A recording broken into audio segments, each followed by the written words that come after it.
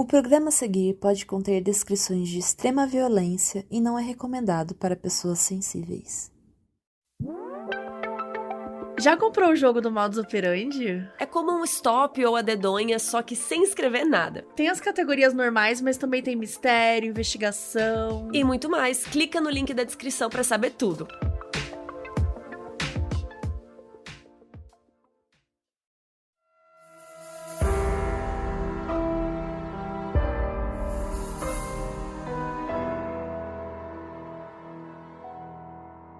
Em 1937, o Brasil passava por um período bem complicado. Getúlio Vargas tinha acabado de instaurar o Estado Novo e o país estava numa grande efervescência sociopolítica. Nesse contexto, Joaquim e Sebastião eram só dois irmãos que viviam uma vida tranquila no interior de Minas Gerais. Até que um acontecimento os tornou protagonistas de uma história inesperada. Eu sou a Mabê. Eu sou a Carol Moreira. E essa é a triste história dos irmãos Naves.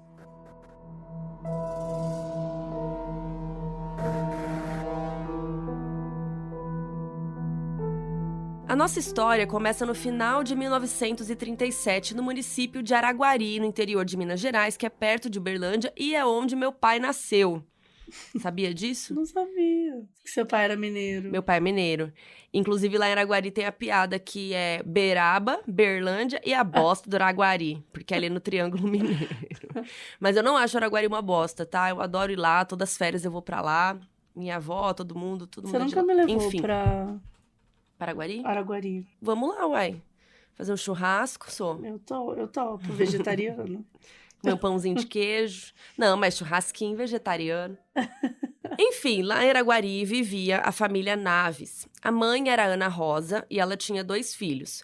O Sebastião era o irmão mais velho, e nessa época ele estava com 32 anos, ele era casado, e a esposa dele se chamava Salvina. E juntos eles tinham 2 filhos.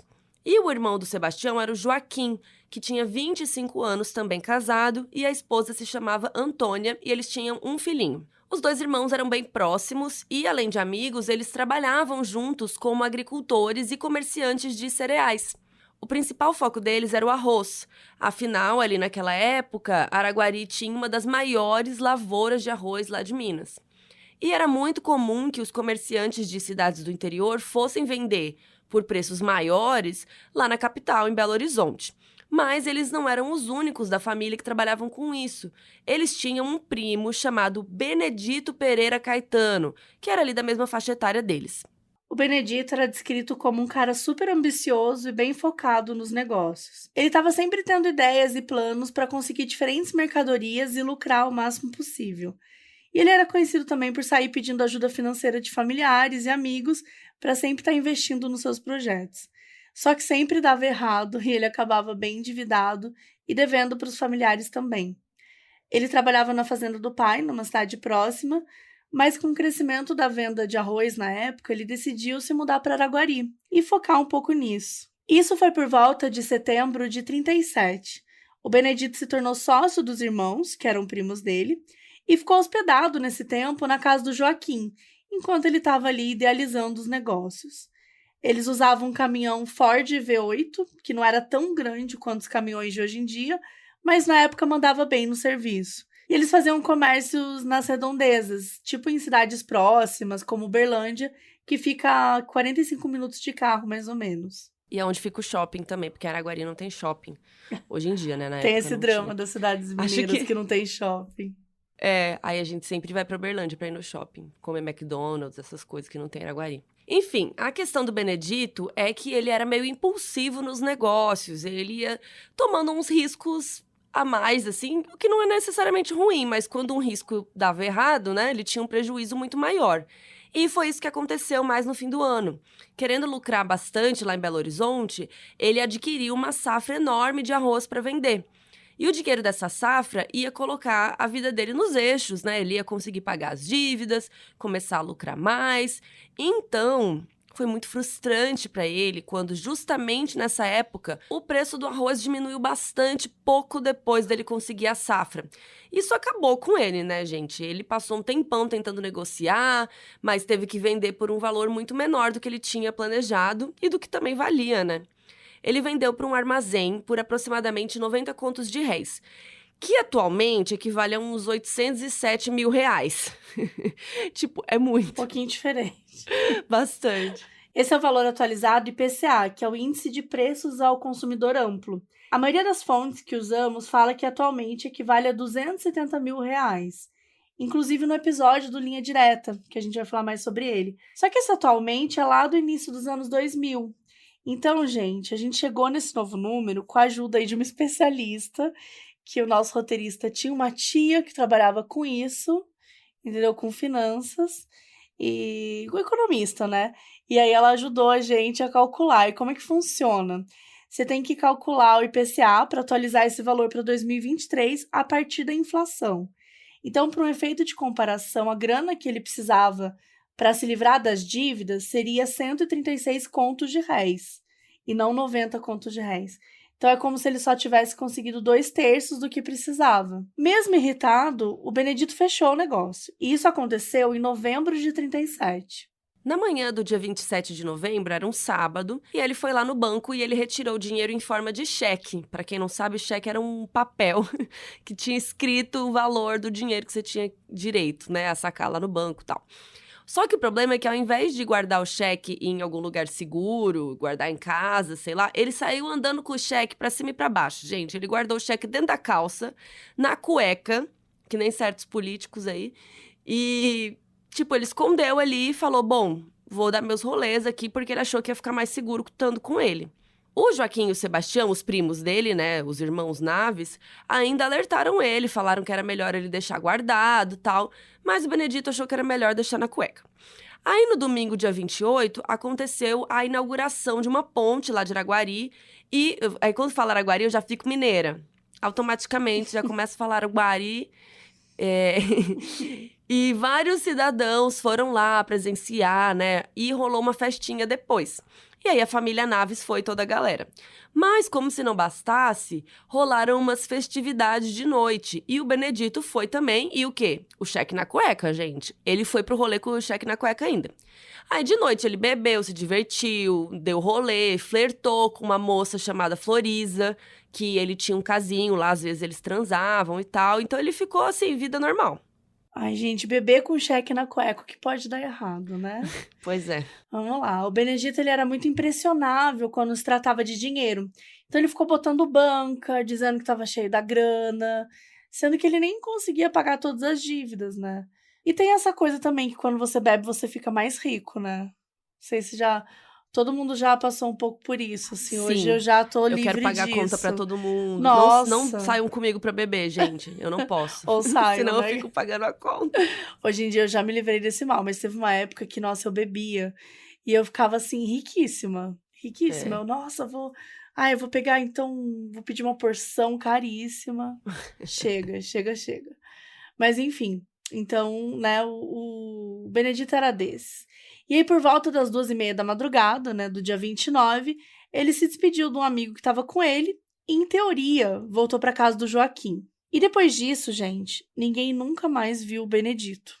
Quando o Joaquim acordou, ele percebeu que o primo não tinha voltado. Ele foi contar para o Sebastião e os dois começaram a procurar ele pela cidade. Eles foram na casa da Florisa, aquela mulher que ele tinha um date e tal, mas ela disse que ele não estava lá. Ela contou que até tinha visto ele na noite anterior, tal, mas que não sabia para onde ele tinha ido. Aí perguntaram para um monte de gente aleatória, gente, mas não tinha sinal dele em lugar nenhum. O Benedito tinha simplesmente desaparecido.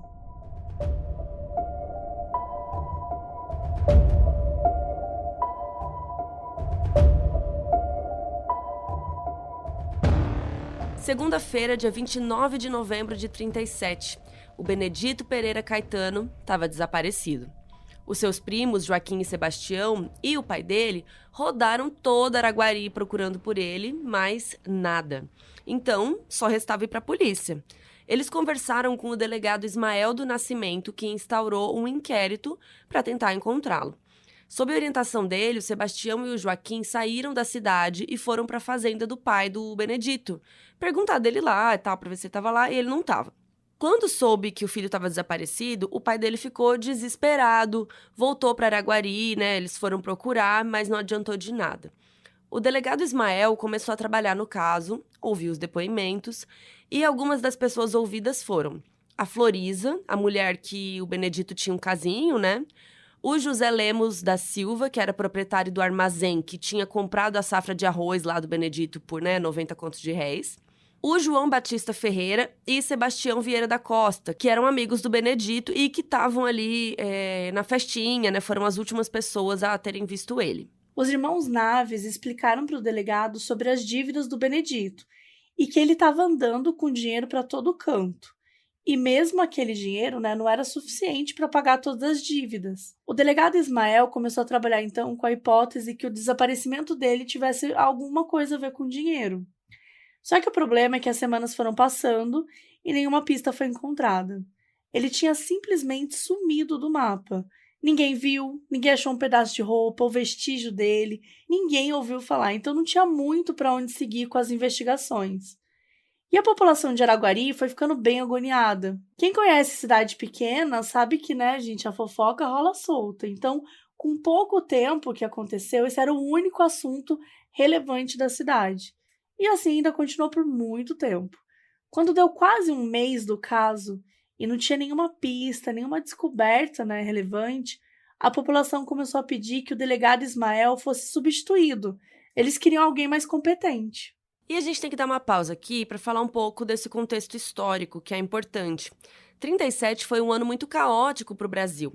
Nesse mês que o Benedito desapareceu, novembro, foi exatamente o mesmo mês em que Getúlio Vargas deu um golpe de Estado e instaurou uma ditadura no país, que tinha o nome de Estado Novo. E, obviamente, foi um período muito caótico, teve censura, teve medidas aí supostamente protetivas ao país, enfim, ditadura, né?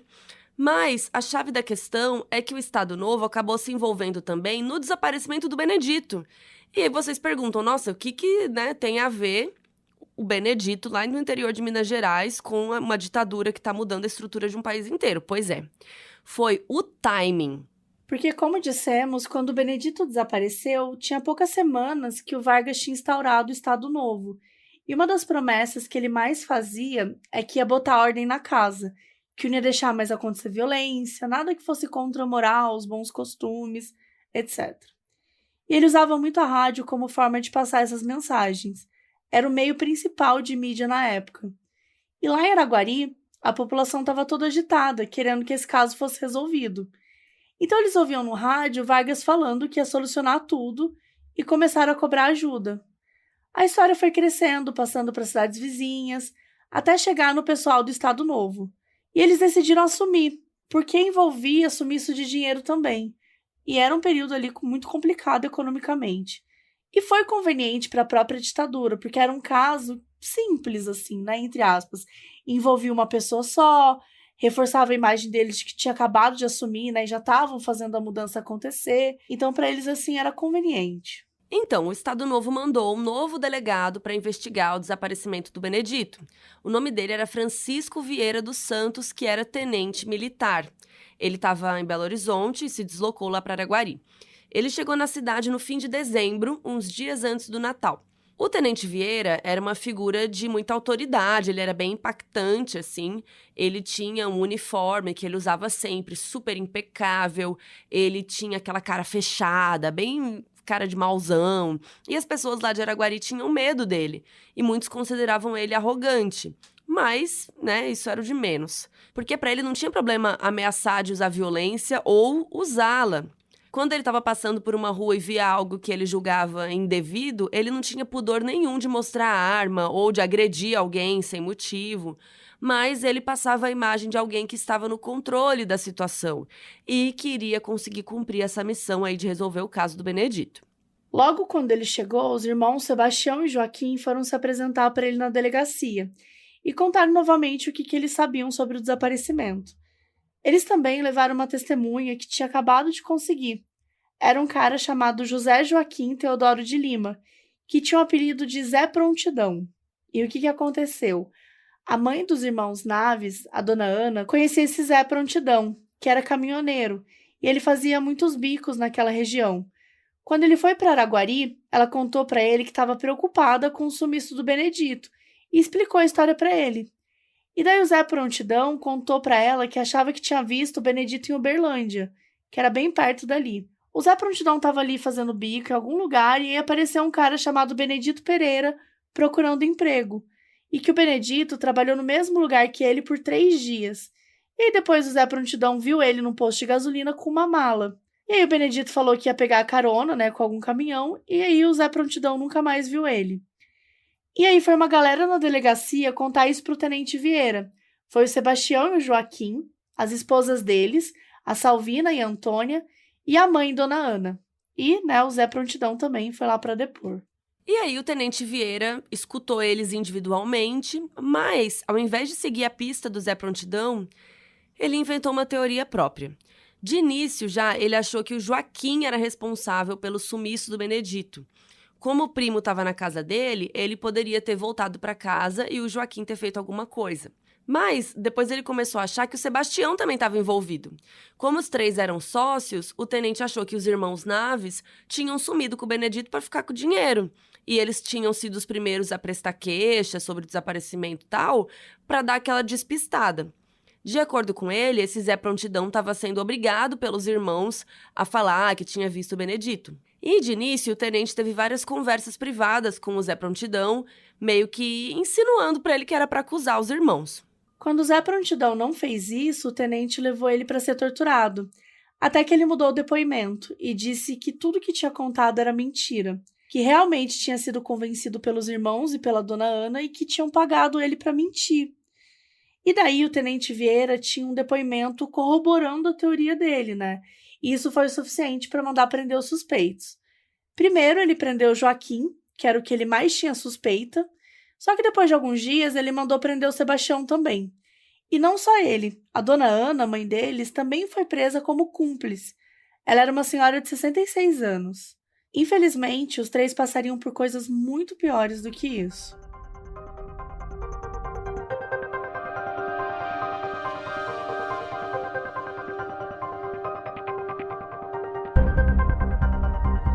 A gente não sabe exatamente o motivo do Tenente Vieira ter encrencado tanto com os irmãos e com a mãe deles. E aí fica essa dúvida, né? Pode ser que ele realmente acreditou, no fundo do coração dele, que eles eram suspeitos? Pode ser. Mas a gente vive falando aqui no Modus que quando se faz uma investigação tem vários protocolos que precisam ser cumpridos, o que definitivamente não foi o caso aqui. Vocês vão ver que esses suspeitos passaram por todo tipo de desrespeito e violação aos direitos humanos. Estava tendo muita pressão popular para o caso ter um desfecho. Já fazia um mês do desaparecimento e no momento em que o Estado Novo se envolveu, o país inteiro começou a prestar atenção na investigação. Então, não sabemos se na cabeça do tenente, se tinha alguma pressão ali para ele achar os culpados o mais rápido possível. Então, talvez ele pegou as pessoas que ele achava mais provável e falou, bora, vou pegar esses caras aqui, pronto. E acho que o grande lance é que, muito provavelmente, ele não se importava se era mesmo eles ou não, né? Porque ele foi ali no mais fácil e pronto, não quis investigar mais nada. E o público comprou a história. Todo mundo começou a comentar sobre o absurdo que era sumir com um parente por causa de dinheiro, não sei o quê. Então, do ponto de vista narrativo ali para ele, para o tenente, era uma história fácil de vender. Além de prender os irmãos Naves e a mãe deles, o tenente também mandou prender as esposas, a Salvina e a Antônia. Mas elas acabaram sendo liberadas quando ele percebeu que elas não iam ter muito assim para acrescentar. Enquanto isso, os irmãos e a Dona Ana passaram por coisas inimagináveis. Os 3 foram torturados de várias maneiras. A delegacia tinha um porão que servia como câmara de tortura. A gente vai contar, gente, de uma maneira muito resumida, até para não detalhar demais uma coisa horrível. Mas o Sebastião e o Joaquim, eles foram deixados nus e tudo que acontecia com eles era nessas condições. Eles eram espancados o tempo todo, deixavam eles passar fome, sede. Alguns relatos apontam que eles ficaram uma semana sem comer. Amordaçaram eles e amarraram eles tipo numas varetas, assim, para ficarem em posições desconfortáveis. Eles tinham que dormir em pé, amarrados. Usavam alicates para arrancar dentes, unhas. É assim, uma coisa absurda, surreal e desumana. E o pior disso tudo, ele e os outros policiais sempre faziam isso na frente da Dona Ana. Eles queriam que ela ficasse mal pelos filhos e que confessasse tudo que ela sabia, mas a mulher não tinha nada para confessar. ninguém ali era responsável por nada. E isso deixava o Tenente Vieira mais e mais irritado. Gente, chegou no ponto que ele começou a infligir as mesmas torturas na dona Ana, na senhora de 66 anos, e deixou os filhos assistindo para ver se eles, vendo a mãe sendo torturada, eles falariam alguma coisa. Ele deixou ela pelada, amarrada, e deixou ela ficar ali sendo agredida com chutes, bofetadas, ameaças e enfim. As coisas chegaram no ponto em que o próprio tenente estuprou a dona Ana, tá? Na frente dos filhos, para tentar conseguir uma reação deles. E nem isso deu em nada, porque eles não tinham nada para confessar. E aí ele deixou os outros policiais abusarem dela também. Gente, isso é tão chocante, surreal, assim. E aí isso aqui é apenas um dos casos que a gente tá falando da ditadura, né? A dona Ana ficou tão abalada com aquilo tudo que ela não aguentou mais. E ela começou a dizer que sim, os filhos eram responsáveis pelo sumiço do Benedito. Foi a única maneira que ela conseguiu para poder sair dali, porque aí, satisfeito com a confissão dela, o tenente a libertou da prisão. A dona Ana foi embora da delegacia completamente traumatizada, machucada física e emocionalmente. Mas ela reuniu forças para tentar ajudar os filhos de outra forma. Ela queria um advogado para provar a inocência deles e que a confissão dela tinha sido feita sob tortura. Só que tinha um problema. Toda a cidade de Araguari já estava contra eles.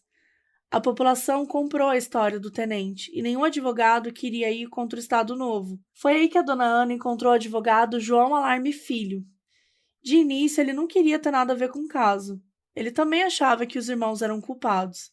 Mas ele se convenceu quando viu o estado da dona Ana, o quanto ela estava desesperada e precisando de ajuda. Aí que ele se sentou com ela contou tudo o que aconteceu e ele decidiu representá-la e representar também os filhos. Além disso, o João acolheu a dona Ana dentro de casa. Ela estava completamente desamparada e a família dele cuidou e deu apoio emocional para ela. Enquanto ela se recuperava, o João fez seu primeiro ato como advogado da família, um pedido de habeas corpus. Essa informação rapidamente chegou no tenente, que decidiu correr contra o tempo para conseguir uma confissão. Ele precisava que os irmãos admitissem tudo antes do juiz aprovar o habeas corpus. Infelizmente, isso significava piorar ainda mais os métodos de tortura. Ele mandou que os irmãos fossem tirados ali momentaneamente da delegacia, para que eles fossem torturados ali em outro lugar. E eles levaram ele para a natureza. E entre as novas técnicas aí dele, teve o seguinte: o Joaquim e o Sebastião foram amarrados de cabeça para baixo em árvores, completamente pelados.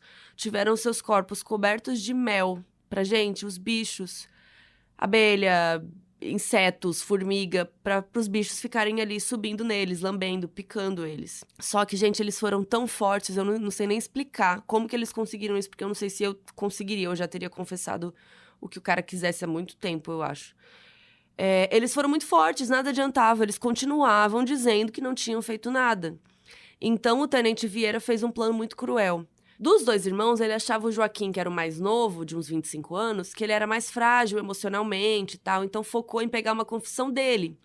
E aí os policiais levaram os irmãos lá na floresta e o tenente deu uma ordem falsa para matarem o Sebastião, né, o irmão do Joaquim, para ele ver ele fazendo isso, né? Só que foi tudo uma armação. Levaram ele para uma moita, calaram a boca dele e deram um tiro em outra direção, para parecer que tinham atirado nele. O Joaquim ficou desesperado, achando que o irmão estava morto, e começou a gritar e tentar se soltar. E aí um policial deu um tiro nas nádegas do Joaquim, a mando do tenente Vieira. E obviamente ele gritou mais ainda. Ele estava no limite da dor física e emocional, e foi aí que o tenente Vieira chegou no ouvido dele e falou que tudo aquilo podia acabar se ele simplesmente confessasse, né? Ou isso, ou ele ia morrer também. E aí, completamente vencido, Joaquim disse que falaria o que ele quisesse. Satisfeito, o tenente mandou trazerem o Sebastião de volta e levaram os dois para a delegacia. Finalmente, ele conseguiu a sua confissão.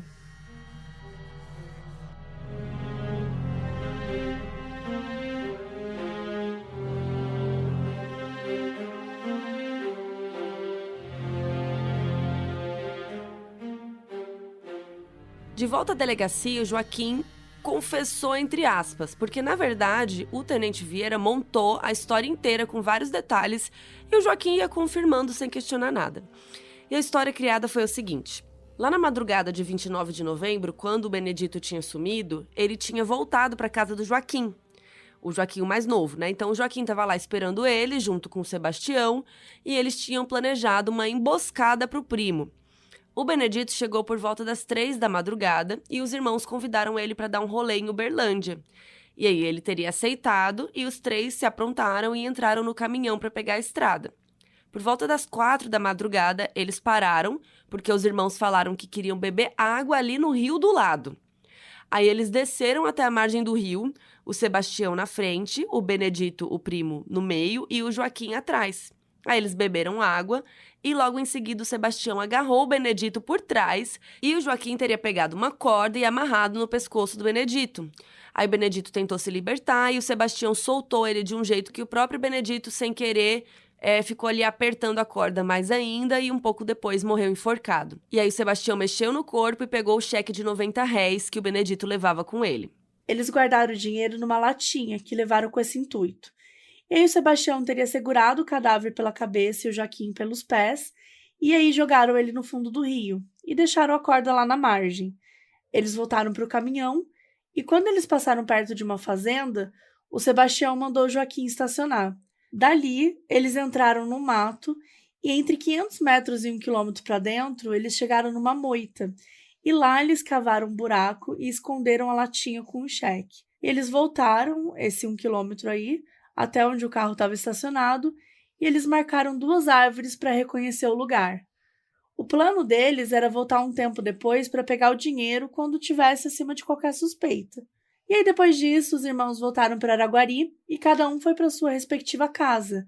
E aí já era por volta das 5 da manhã. Quando deu 7 da manhã, o Sebastião foi para a casa do Joaquim e eles começaram lá aquela encenação de sair falando com várias pessoas que o Benedito tinha desaparecido. E aí depois foram na polícia. Como dissemos, né, nada dessa plano elaboradíssimo veio da boca dos irmãos. Tudo foi falado pelo tenente. O tenente falava, você fez isso, depois fez isso desse jeito, né? E o Joaquim só foi confirmando. A gente já trouxe aqui vários casos em que as pessoas confessam que quando a gente vai olhar para o interrogatório, a gente percebe que, na verdade, as pessoas não confessaram nada, que era só apenas uma pessoa dizendo que elas tinham que, sabe, então você matou a pessoa, era uma coação, e muitas vezes as pessoas falam assim, tipo, então você matou ele nesse quarto, aqui nesse canto, né? Tipo assim, isso não é um interrogatório. Né? Não é um interrogatório normal. Então a gente já trouxe vários exemplos aqui, e esse era mais um deles, né? O tenente ia falando tal, e o Joaquim só confirmando. As testemunhas do depoimento foram 2 policiais que tinham participado das torturas e o escrivão anotava tudo. Com a assinatura do Joaquim no relatório oficial datilografado, o tenente Vieira partiu para o próximo passo, que era a reconstituição do crime. Ele levou só o Joaquim para o lugar onde os irmãos teriam enterrado a latinha com o cheque dentro, e os policiais botaram o Joaquim para cavar em vários pontos, sozinho, com as próprias mãos. Ele passou horas e horas lá cavando, enquanto os policiais ficavam ali gritando, chutando ele, mas é óbvio que não tinha nada para ser encontrado, então ele não ia encontrar nada. E aí eles voltaram para a delegacia e o tenente ficou muito irritado e mandou agredirem ainda mais o Joaquim. E aí o coitado, sem aguentar mais, falou que o Sebastião tinha levado dinheiro para o cunhado dele, o cunhado do Joaquim, que morava em outra cidade. Ele disse isso meio que só por falar, assim, para pararem de bater nele por um tempo enquanto iam averiguar isso. Esse cunhado se chamava José Antônio e o apelido dele era Inhozinho. O Inhozinho morava em Estrela do Sul, que também fica em Minas, a mais ou menos 1 hora de carro de Araguari.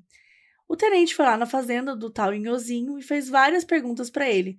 Só que, gente, imagina, né? Chega e começa a fazer um monte de perguntas de uma coisa que nunca aconteceu, né?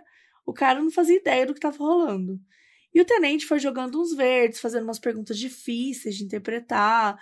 E aí o Inhozinho foi se confundindo tal. E teve uma hora que ele falou algo que o tenente achou que era contraditório, né? Tipo, ele respondeu nervoso, não sabia o que era para falar. E aí o tenente pensou, bom, se ele tá aqui tentando fugir das respostas, é porque realmente tem algo errado, né? Ou seja, os irmãos Naves são culpados. Eu não sei por que ele precisou viajar 1 hora se tudo tá acontecendo simplesmente na cabeça dele, né? Tipo, é um tal de inventar coisa que não faz sentido nenhum. Enfim, lá no dia 13 de janeiro de 38, o juiz aceitou o pedido do advogado, o João Alamy, e concedeu o habeas corpus para os irmãos Naves. Um oficial de justiça foi lá na delegacia para ordenar a soltura deles, mas olha só, o tenente Vieira já estava sabendo que o habeas corpus tinha sido aprovado, ele tinha conseguido essa informação de alguma forma. Então, quando o oficial chegou na delegacia, os irmãos não estavam mais lá. O tenente mandou eles serem levados para um outro lugar e mentiu que já tinha liberado eles. Olha esse cara. Então, o oficial foi embora, mas o advogado não caiu nessa e entrou com uma representação contra o tenente pelo não acatamento de ordem de soltura. Mas aí, na mesma semana, a Promotoria Pública de Araguari entrou com uma denúncia oficial contra os irmãos Naves. E aí, o juiz decretou prisão preventiva para eles no dia 17 de janeiro. E o motivo que ele deu para isso é que, como o Sebastião era caminhoneiro, ele podia, a qualquer momento, fugir da cidade. Foi aí que o tenente Vieira levou eles de volta para a delegacia, como se eles estivessem livres, tá? E tivessem acabado de ser presos novamente. Que não era, né? E o Sebastião e Joaquim continuaram a passar por várias e várias torturas. E aí começou um período bem desesperador. As esposas deles, a Antônia e a Salvina, também foram presas para serem interrogadas. E para piorar, os 2 filhos da Salvina e do Sebastião eram pequenos, então eles foram presos junto com a mãe. Eles ficavam lá na cela com a mãe cuidando deles. Óbvio, né, gente? Você entendeu o que estava acontecendo.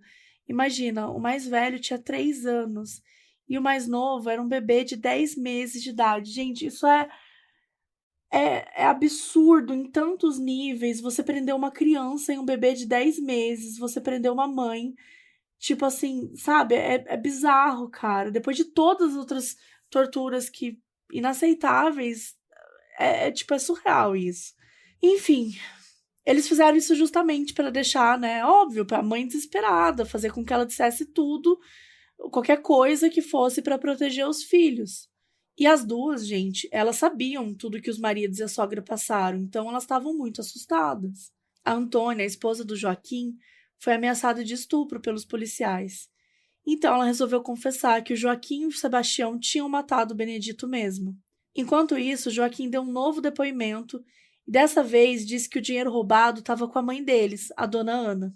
E como a Antônia estava super, nervosa com tudo, porque ela estava sendo ameaçada, ela corroborou a história do Joaquim e disse que realmente o dinheiro estava com a dona Ana. E com a Salvina, o processo foi parecido. Ela ia concordando com tudo que o tenente obrigava ela a falar, ela só não assinou nenhum relato oficialmente porque ela era analfabeta. E agora, é uma coisa assim muito, muito triste que aconteceu. A Salvina estava em condições realmente péssimas, né? Ela estava estressada, torturada, enfim, não estava se alimentando direito, né? E, por causa de tudo isso, ela não conseguia mais produzir leite para dar de mamar pro bebê. E aí, no dia 26 de fevereiro, depois de semanas desse pesadelo, o bebezinho dela, o Sebastião, o Wilson, acabou falecendo.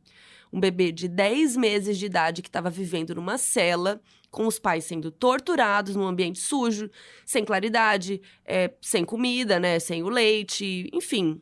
E óbvio que a Salvina e o Sebastião ficaram totalmente abalados, desestruturados. Aquilo era de uma crueldade inimaginável, né? Eu não consigo nem elaborar isso, assim. A causa da morte foi oficializada como atrofia alimentar, além de um quadro de rinofaringite e bronquite. Mas, infelizmente, o pesadelo da família Naves ainda estava longe de acabar.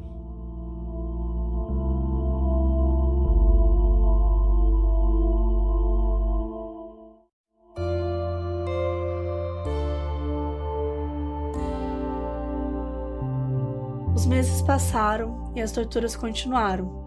O tenente já tinha conseguido uma confissão detalhada do Joaquim. Não considerava ele uma grande ameaça. Mas ele ainda tinha um problema, o Sebastião, que era o irmão mais resistente, entre aspas. Ele ainda não tinha confessado ter participado da morte do Benedito, e isso era um problema para o tenente. Então ele concentrou as forças dos seus homens nele. até chegar no ponto que o Sebastião disse que ia confessar, que ia colaborar com o que ele dissesse. E mesmo assim, o tenente estava com medo dele estragar os planos, até que ele recebeu uma ajuda externa. A essa altura já era abril de 38. O desaparecimento do Benedito tinha sido em novembro de 37, e as prisões foram em dezembro. Já estava todo mundo querendo desfecho para esse caso o mais rápido possível. Então o chefe de polícia do estado de Minas Gerais mandou um reforço, o coronel Luiz Fonseca, que ficou responsável por supervisionar a investigação em Araguari e levar novas perspectivas para o caso. Mas o coronel Fonseca, assim como o tenente Vieira, era um homem muito bruto, ele também não tinha pudor com os métodos de tortura, enfim. Ele chegou na cidade em 13 de abril e a primeira coisa que o tenente fez foi contar como estava sendo difícil conseguir uma confissão do Sebastião, que até agora eles não tinham encontrado dinheiro roubado, né, que tinha sido enterrado, que não tinha. Então, no dia seguinte, no dia 14, o coronel Fonseca, junto com o tenente e alguns homens, eles levaram o Sebastião mais uma vez para a área externa ali das redondezas. A ideia era que ele apontasse onde o dinheiro estava enterrado, mas o Sebastião não conseguia apontar, porque não tinha.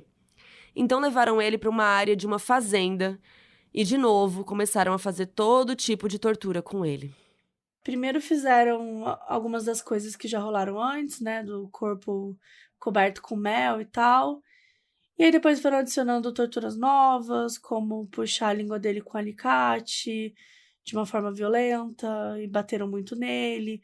Bateram tanto que o Sebastião desmaiou e ficou inconsciente. E isso não estava planejado. E aí o coronel e o tenente resolveram improvisar na hora. Mandaram mexer um pouco nele, só que ele não acordava.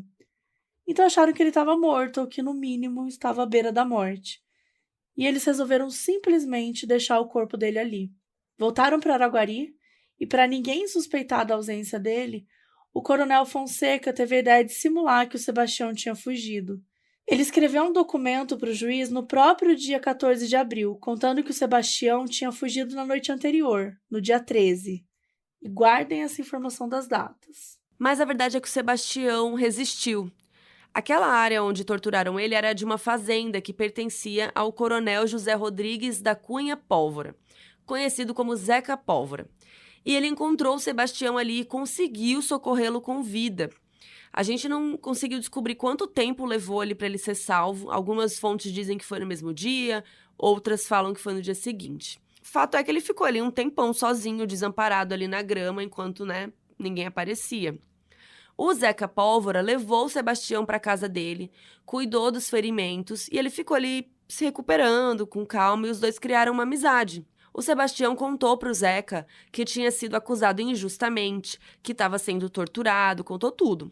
E aí, no dia 16 de abril, quando ele já estava conseguindo ficar de pé de novo, porque, gente, ele tinha sido muito torturado. Aí o Sebastião pediu pro Zeca levar ele de volta para Araguari, porque ele não queria fugir. Ele queria provar a inocência dele. Olha isso, gente. A coragem do Sebastião, né? Eu acho que eu teria fugido. Sei lá. Então, o Sebastião queria voltar. E aí, lá foram eles. Quando chegaram na delegacia, o tenente Vieira e o coronel Fonseca ficaram em choque. Mas, óbvio que fingiram costume, né? Foram lá, não, beleza. Foram lá e prenderam ele de novo. E o coronel enviou uma nova mensagem para o juiz, dizendo que tinha recapturado o fugitivo. Mas à medida que o processo corria na justiça, foi encontrada uma falha no plano do coronel Fonseca. Por quê? A cronologia foi essa. O coronel chegou em Araguari no dia 13 de abril. No dia 14 de abril, o Sebastião acordou na delegacia e só mais tarde que ele foi abandonado para morrer. Só que no documento que o coronel comunicava a fuga dele, ele colocou que o Sebastião tinha fugido na noite do dia 13. Então, seguindo essa lógica, ele não esteve na delegacia em momento algum do dia 14. E ele fez isso porque se alguém encontrasse o corpo do Sebastião, ele ia poder falar, nossa, mas morreu nesse dia porque eu não vejo ele desde ontem, né? Não tem como ter sido eu. Só que tinha um documento provando o contrário. No dia 14 de manhã, os irmãos Naves assinaram um documento que tinha chegado, um comunicado que eles receberam do juiz. E a assinatura do Sebastião estava lá, provando que ele esteve lá pelo menos no início do dia 14. Então isso provava que o coronel Fonseca estava mentindo pelo menos sobre a noite da fuga. Se a investigação tivesse sendo levada a sério, Isso seria o suficiente para sugerir que ele pudesse ter mentido sobre outras coisas também e o juiz ficar de olho. Mas sabe o que aconteceu? Um belo nada. Esse erro foi percebido pelo pessoal do tribunal e simplesmente ignorado. Só que o Coronel Fonseca, com medo de dar ruim para ele depois, decidiu se retirar do caso e foi embora. Olha isso, que lindo, que legal. Ele deixou só o Tenente Vieira novamente responsável por tudo. E a batata dele estava assando, porque à medida que o julgamento se aproximava, todos os envolvidos no caso estavam sendo chamados para fazerem depoimentos prévios para o juiz. A Salvina, a esposa do Sebastião, foi a primeira a ter coragem e falar que se o marido tinha cometido algum crime, ela realmente não sabia. O que ela sabia é que ela tinha sido torturada na delegacia. A dona Ana também falou tudo e se recusou a assinar um documento de confissão que colocava ela como uma pessoa que tinha recebido e guardado o tal do dinheiro roubado. Orientada pelo advogado João Alamy, ela disse que qualquer confissão que os filhos dela fizeram foi obtida por métodos ilegais. E era verdade mesmo, né? E aí, junho chegou e depois de meio ano de sofrimento, começou o julgamento.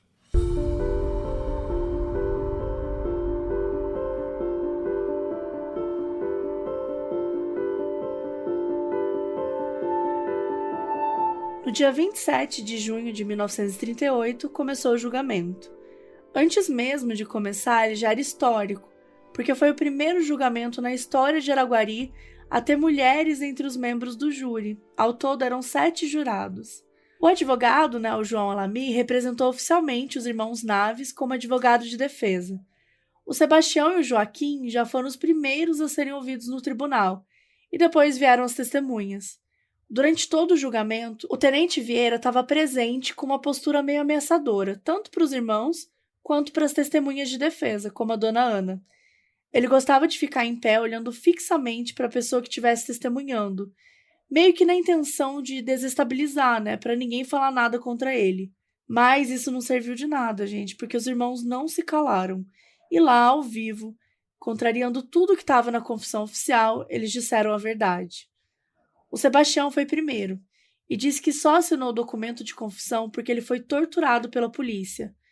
Disse que passou vários dias de sofrimento, que foi obrigado a tomar purgante, foi amarrado, espancado, que ficou com o corpo coberto de sangue, que a própria mãe foi estuprada na frente dele. E em seguida o Joaquim confirmou isso, disse que todas as coisas que tinham sido confessadas foram por insinuação da polícia, que foi coagido, que ele foi muito maltratado, e ele não deu tantos detalhes das torturas quanto o Sebastião, que o Sebastião estava com mais raiva, assim, Uma coisa que pegou muito bem para a defesa foi a falta de provas materiais sobre o crime. Não tinha o corpo do Benedito, não tinha o exame de corpo de delito, não tinham dinheiro roubado, não tinham nada. A única coisa que eles tinham era a confissão, e até isso agora estava sendo colocado em xeque. O João Alamy, o advogado, fez um ótimo trabalho lembrando para o júri o tempo todo como não tinham evidências de nada, Essa ideia aí dos irmãos serem culpados era um grande achismo. E aí chegou a hora da votação, o júri foi para a sala, eles foram orientados e votaram. Lembrando que aqui no Brasil não tem deliberação no júri, só a votação. E aí pouco depois veio o veredito. Por 6-1, Sebastião e Joaquim Naves foram considerados inocentes e absolvidos dos crimes. E aí eles já saíram do tribunal em liberdade. Mas essa batalha estava longe de acabar. Nos meses seguintes, rolaram vários trâmites legais para anular a decisão. A promotoria não queria que eles ficassem livres de jeito nenhum. Fizeram uma apelação para o julgamento ser anulado, e no dia 25 de novembro de 1938, 5 meses depois, o veredito foi anulado.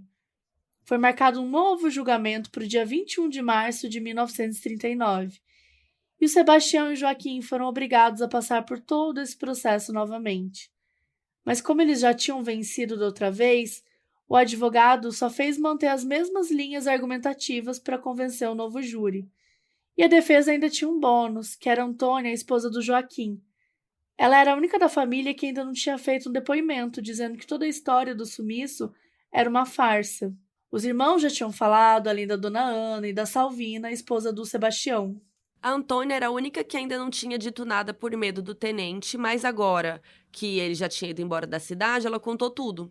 Ela disse que o tenente Vieira ameaçou ela com uma faca e disse que se ela não acusasse o marido, ele deixaria ela sozinha com os policiais dele por uma semana. Enfim, vocês já imaginam, né, o que ele estava querendo dizer com isso. Ela também presenciou algumas torturas que a dona Ana sofreu e relatou no tribunal. Depois desse depoimento, o caso estava ganho. Mais uma vez, os irmãos Naves foram absolvidos. Mesmo assim, a promotoria entrou com mais outro recurso para anular o julgamento, dessa vez junto com o Tribunal de Apelação do Estado de Minas Gerais, que estava sob controle da galera ali da ditadura. Então, no dia 4 de julho de 1939, sem nenhum novo julgamento, os irmãos Naves foram considerados culpados do desaparecimento e da morte do primo Benedito. Ou seja, né? As pessoas envolvidas ali com a ditadura mexeram os pauzinhos e pronto. Não importava que eles tinham sido inocentados em 2 julgamentos. Não importava que não tinha corpo, que não tinha evidência. Não importava que os acusados tinham sido torturados. Na verdade, não importava nada, né, gente? Eles não importavam com a vida humana. Eles deixaram um bebê morrer dentro da cela, né? Então é evidente que não existia nenhum tipo de respeito pela dignidade humana. O Sebastião e o Joaquim foram condenados a 25 anos e 6 meses de prisão, além de uma multa que equivalia a uma porcentagem do dinheiro desaparecido. Eles foram mandados imediatamente para um presídio em Ribeirão das Neves, Minas Gerais. A injustiça estava feita. Enquanto os irmãos Naves estavam presos, o advogado deles, o João, fez o possível para tentar que eles saíssem, né? Mas essa era uma batalha perdida, porque a justiça não estava do lado dele. Nas condições que ele se encontrava, ele ainda conseguiu uma coisa boa aí. Ele conseguiu que a pena fosse reduzida de 25 anos e 6 meses para 16 anos e 6 meses. E foi tudo que deu para ele fazer, porque realmente os irmãos iam ficar presos. A gente não sabe muito como era a vida deles na prisão, a gente só sabe que eles sempre mantiveram a inocência. E isso foi até um problema, porque o advogado queria que eles fizessem um pedido de indulto presidencial para o Getúlio, né, o Getúlio Vargas, para ele conceder o perdão, anular o veredito, aquela coisa. Mas para pedir o indulto, você tem que admitir que é culpado. E eles se recusaram, eles falaram, a gente não vai admitir, a gente não fez nada. Foi só no ano de 43 que eles resolveram finalmente solicitar esse indulto, mas também não adiantou nada porque foi negado. Em 12 de agosto de 1946, depois de cumprirem mais da metade da pena, os irmãos Naves foram soltos por bom comportamento. Ao todo, eles passaram 8 anos, 8 meses e 13 dias presos. O Joaquim ficou muito debilitado física e emocionalmente pela tortura e pelos anos de prisão. Ele foi morar num asilo lá em Araguari. Ele passou 2 anos lá tentando se recuperar, mas não conseguiu. No dia 28 de agosto de 48, o Joaquim Naves morreu, aos 35 anos de idade. Por coincidência, o tenente Francisco, que destruiu a vida dos dois, morreu na mesma semana, 3 dias antes, lá em BH, de um AVC. Enquanto isso, o Sebastião tentou seguir com a vida dele, mesmo com tantas marcas. Ele levava uma vida humilde, vendendo verduras. E o Sebastião jurou que podia levar a vida inteira, mas que ele ia conseguir provar a inocência, mesmo depois da morte do irmão. Só que o que ele não sabia é que isso estava mais perto do que ele imaginava.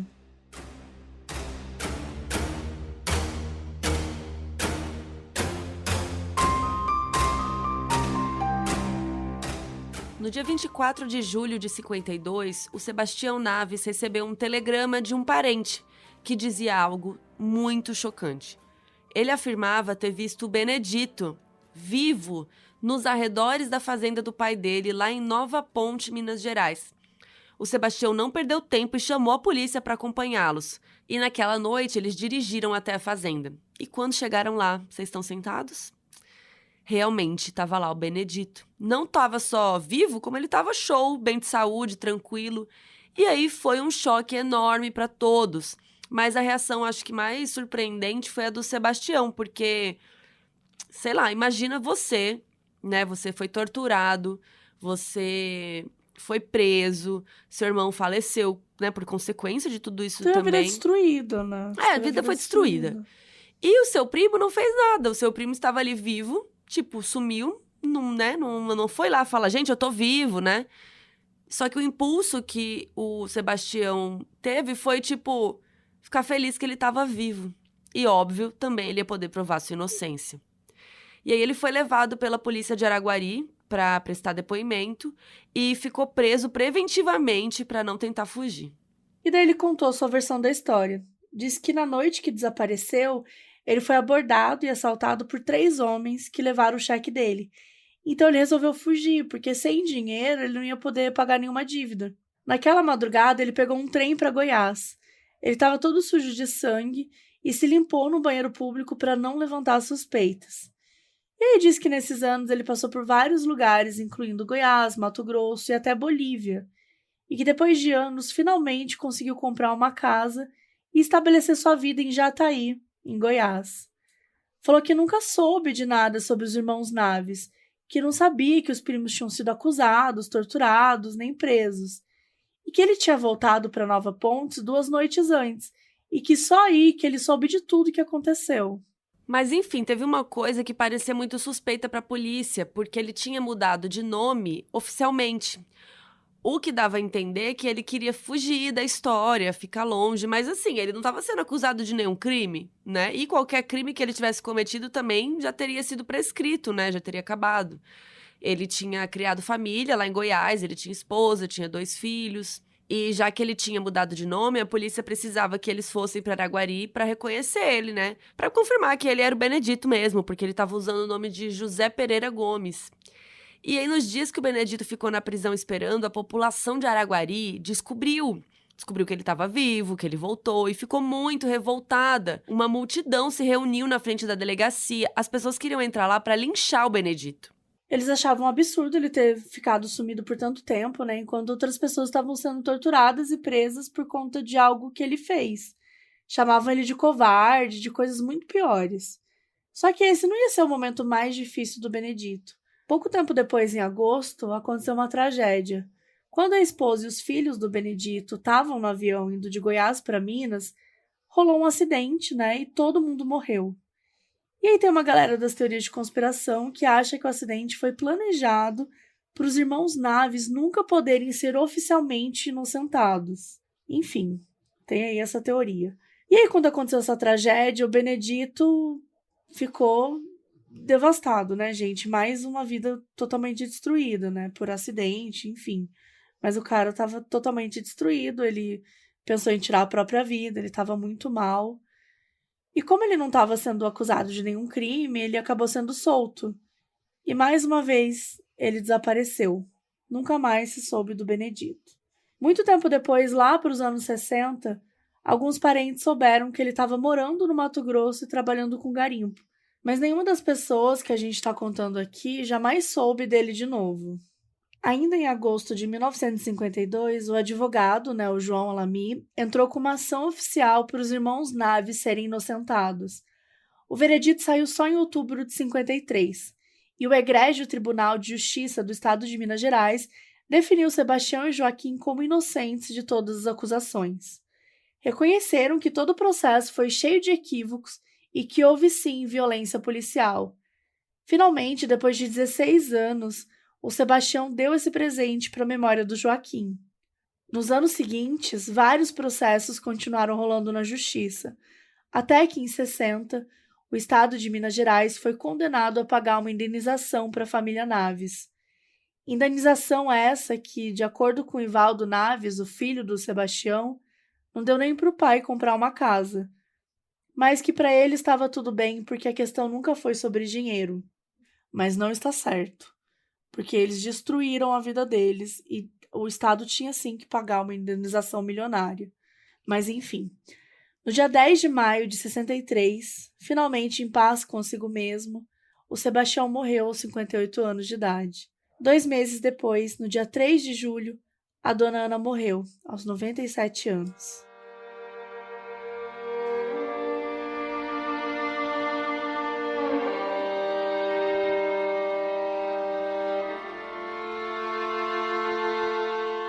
E se vocês quiserem mais conteúdos extras sobre esse caso, vai lá no nosso site modusoperandipodcast.com. Toda semana, junto com os episódios, a gente publica, o episódio lá no site, vários conteúdos extras, obras relacionadas, fotos, links de vídeos, enfim, várias informações.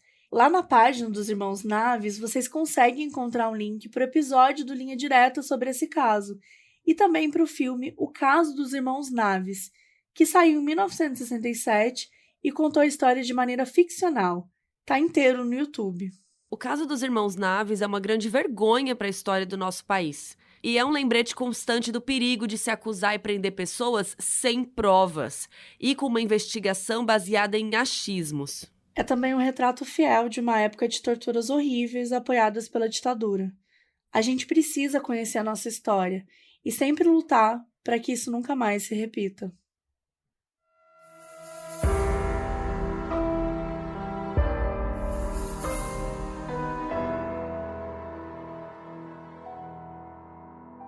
O aviso no início desse episódio foi gravado pela Flávia Scarinchi Bacan, que é nossa apoiadora na Aurelo.